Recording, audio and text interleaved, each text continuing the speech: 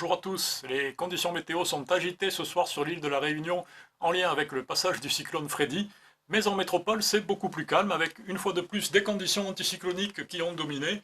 Aujourd'hui la grisaille en journée a bien régressé vers le nord-ouest et puis les perturbations ont circulé soit beaucoup plus au nord, soit ici on remarque ces nuages du côté du Portugal dont l'évolution va nous intéresser d'ici mercredi. Alors pour demain matin, on retrouvera plutôt des conditions encore anticycloniques, même si les pressions seront en baisse. Beaucoup de grisailles et des bancs de brouillard sur la moitié nord. Et puis des entrées maritimes près des côtes méditerranéennes, y compris les côtes de l'île de Beauté, qui vont plutôt se renforcer et s'étendre au Languedoc et au Roussillon. Ailleurs, le ciel sera plus lumineux, mais il commence à se voiler par le sud-ouest, prémisse de la dégradation à venir.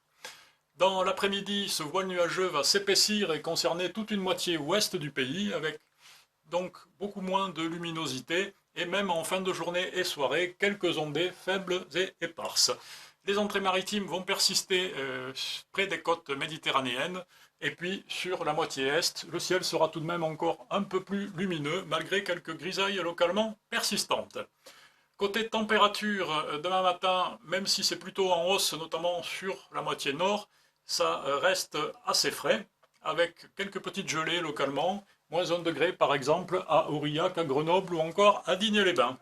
Dans l'après-midi, les maximales, bien qu'en légère baisse sur certaines régions, restent très douces pour un mois de février. Vous voyez que sur la moitié sud, on est souvent encore entre 16 et 18 degrés.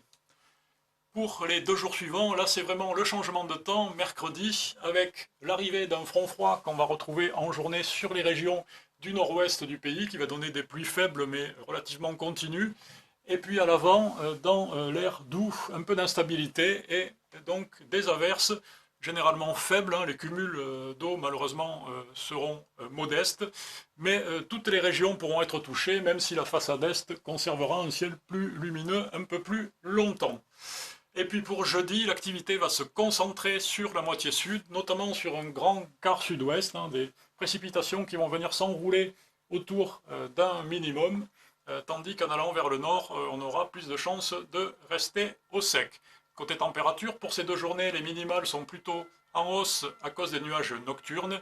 Par contre, les maximales commencent à baisser, même si elles restent plutôt douces. Et puis pour les 4 jours suivants, eh bien c'est toujours la moitié sud qui aura droit à un régime plutôt perturbé, hein, des précipitations, avec des limites pluie-neige qui vont s'abaisser sur l'ensemble des massifs, et on va retrouver donc de la neige sur les Pyrénées, le Massif central, les Alpes, à 1 degré moindre un petit peu aussi sur le Jura et les Vosges, hein. Il faut dire que temporairement les précipitations s'étendront vers le nord-est, mais globalement la moitié nord sera bien moins arrosée que la moitié sud, ou en tout cas certaines parties de la moitié sud qui vont connaître des précipitations significatives.